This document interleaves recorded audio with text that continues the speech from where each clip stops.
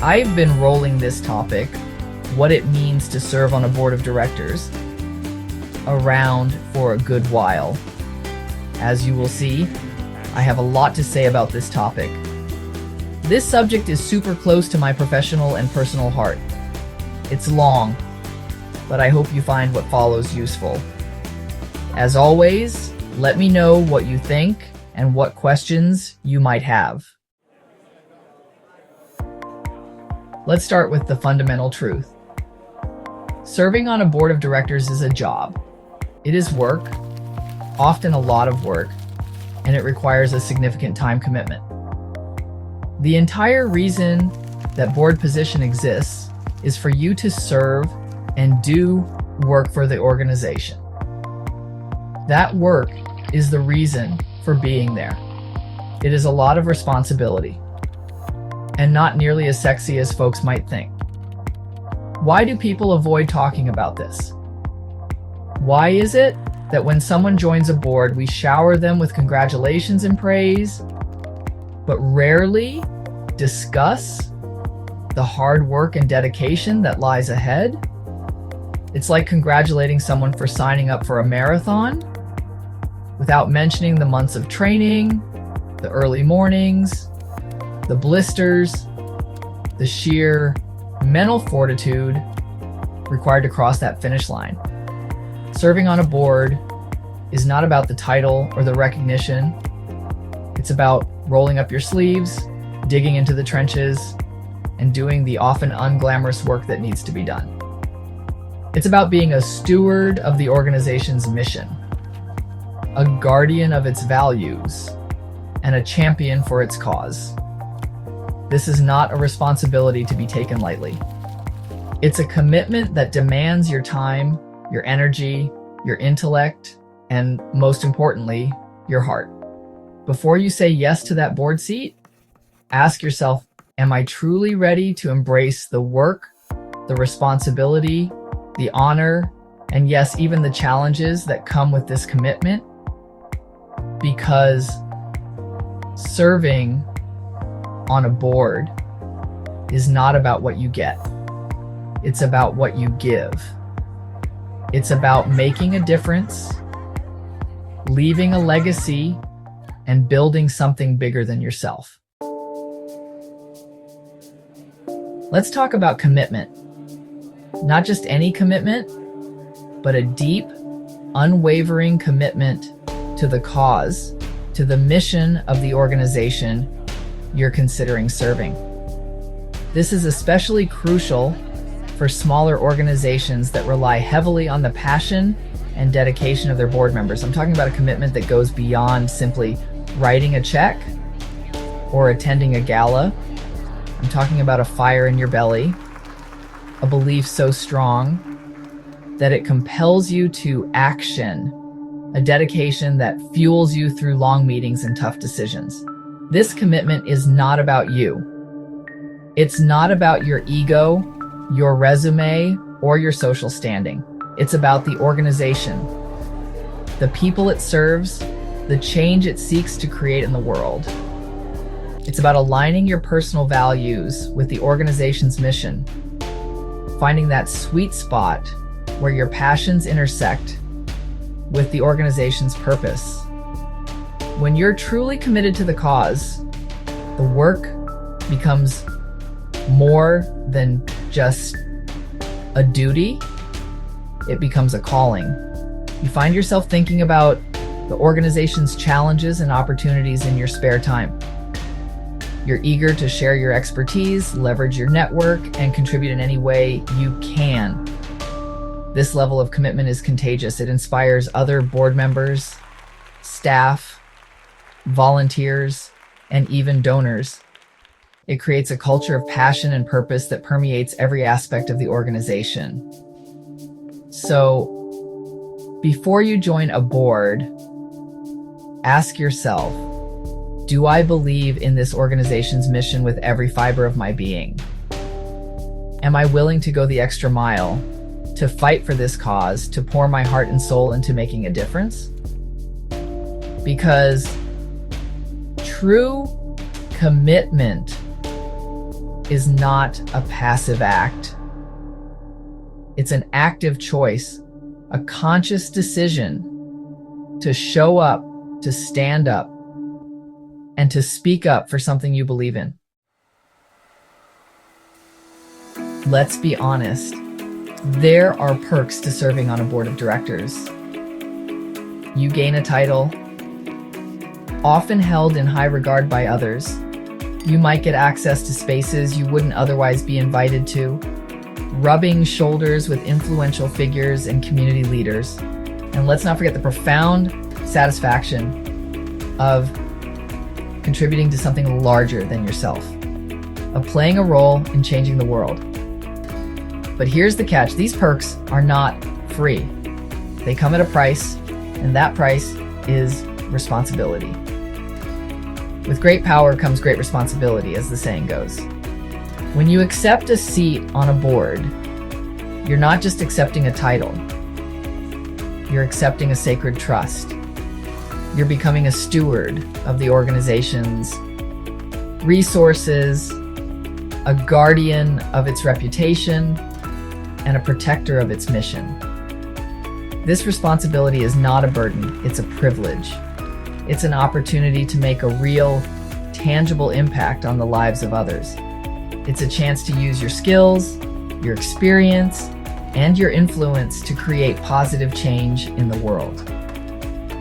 But it's also a heavy weight to carry. It requires integrity, transparency, and a deep commitment to ethical conduct.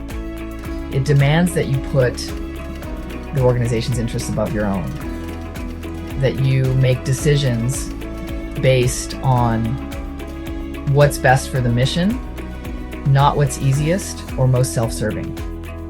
So, before you bask in the glow of that board appointment, remember the responsibility that comes with it. Ask yourself, am I willing to be held accountable for my actions? Am I prepared to make tough decisions even when they're unpopular? Am I ready to put the organization's needs above my own? Because true leadership, the kind that comes with serving on a board, is not about power or prestige. It's about service, integrity, and unwavering commitment to a cause greater than oneself. Chapter 4. This is a fundamental principle that often gets overlooked. Serving on a board of directors is about the organization, not about the individual board members. It's about putting the needs of the many above the desires of the few. Charitable entities, by definition, exist to serve the greater good, not individual agendas or ambitions. They are built on a foundation of altruism, of selflessness, of a shared commitment to making the world a better place. When individual board members start prioritizing their own interests, their own egos, their own agendas, the organization suffers. It creates a toxic environment of mistrust, competition, and ultimately ineffectiveness. Think of it like a rowing team. Each member has a specific role to play, a specific oar to pull, but their individual efforts mean nothing unless they are all rowing in the same direction, in unison, towards a common goal. The same principle applies to a board of directors. Each member brings their own unique skills, experiences, and perspectives to the table. But their individual contributions are only valuable if they are aligned with the organization's mission, if they are working together to advance the collective good.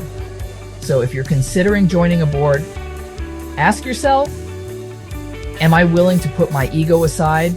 Can I set my personal ambitions aside and focus on what's best for the organization as a whole? Am I ready to be a team player, to collaborate, to compromise, and to put the mission above all else? Because true board service is not about self-promotion or even personal vision for the organization. It's about selflessness. It's about recognizing that you are part of something bigger than yourself, and that your role is to contribute to the collective good, not to detract from it. Chapter 5. Be curious and proactive. Serving on a board of directors is not a passive role. It's not about simply showing up to meetings, nodding your head, and rubber stamping decisions. It's about being actively engaged, asking tough questions, and pushing the organization to be its best. This requires curiosity, a thirst for knowledge, a desire to understand the inner workings of the organization and the challenges it faces. It means digging deeper, asking why more often, and not being afraid to challenge the status quo. But curiosity alone is not enough. It needs to be coupled with proactivity, with a willingness to take initiative, to identify areas for improvement, and to offer solutions. It means going above and beyond, doing your own research, and coming to meetings prepared to contribute meaningfully. Don't wait for information to be spoon-fed to you. Seek it out. Don't be afraid to ask stupid questions. The more you understand, the more effectively you can serve. Be the board member who comes to meetings with new ideas, who challenges assumptions, who pushes the organization to think differently, and to strive for excellence. So before you join a board, ask yourself, am I willing to be an active participant, not just a passive observer? Do I have the curiosity to delve deeper and the proactivity to drive positive change? Because true board service is not about complacency, it's about engagement. It's about being a catalyst for progress, a champion for innovation, and a driving force behind the organization's success. Chapter 6. Assess your capacity to serve. Let's talk about a crucial aspect of board service that often gets overlooked: capacity. Before you even consider joining a board, you need to take a long, hard, honest look at your own capacity to serve. Do you have the time, the energy, the emotional bandwidth to truly commit to this role?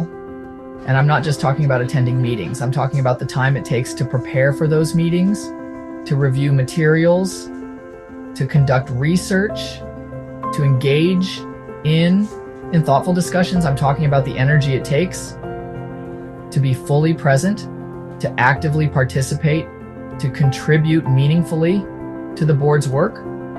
And perhaps most importantly, I'm talking about the emotional bandwidth it takes to navigate complex issues, to engage in difficult conversations, to make tough decisions that may not always be popular. It's okay if the answer is no. It's okay to admit that you're not in a place right now where you can give this role the time, energy, and attention it deserves. In fact, some of the board members I respect the most are those who have the courage to recognize their own limitations and to step down when they know they can no longer fully commit. There's no shame in saying no. It's far better to decline a board seat than to accept it and then not be able to fulfill your responsibilities.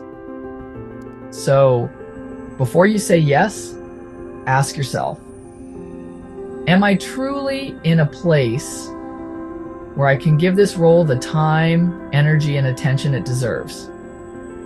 Can I commit to showing up fully, to being present, to giving my all to this organization? Because true board service is not about half-hearted efforts. It's about wholehearted commitment. It's about recognizing your own limits and honoring the organization by only accepting a role when you know you can truly give it your all. Chapter 7. The board of directors is not an advisory committee. Let's be crystal clear. The board of directors is not an advisory committee. This is a distinction that often gets blurred, but it's crucial to understand the difference. An advisory committee provides guidance, suggestions, recommendations. A board of directors, on the other hand, holds the ultimate legal and ethical responsibility for the organization. Don't get me wrong. Individual board members are invaluable sources of support, guidance, and recommendations for staff. But that is the role of the board itself. A board of directors is the steward of the organization's mission, the guardians of its resources, and the ultimate decision makers. This means that their role goes far beyond simply offering advice. They have a fiduciary duty to act in the best interests of the organization, even if it means making difficult decisions, having uncomfortable conversations, or challenging the status quo, or even recognizing its own limitations. They are accountable for the organization's financial health, its legal compliance, its ethical conduct, and its overall impact. They are the ones who set the strategic direction, who hire and oversee the executive director, and who ultimately answer to the public for the organization's actions. This is a serious responsibility, one that should not be taken lightly. It requires a deep understanding of the organization's mission, its operations, and the legal and ethical landscape in which it operates. So if you're considering joining a board, ask yourself, am I prepared to embrace this level of responsibility? Do I understand the legal and ethical implications of my decisions? Am I ready to be held accountable for the organization's actions? Because true board service is not about offering casual advice from the sidelines. It's about stepping into the arena, taking ownership, and making the tough calls that will shape the organization's future. Outro. The responsibility to serve well. As I mentioned, I have a lot to say on this topic. Board service is so important, and yet completely undervalued by the sector as a whole. Funders need to think more deeply about how they can support strong boards, perhaps by including board training and development as an allowable expense for their grantees. Prospective members need to think long and hard about the level of commitment they can give. Do they have the time, the energy, the emotional capacity to truly serve? And current boards really need to look deeply at themselves and identify the areas that they must address in order to ensure that the next board is well grounded in its responsibilities. Serving on a board is an honor and a privilege, but it's also a tremendous responsibility. Let's treat it as such, for the sake of our organizations, our communities, and the people we serve.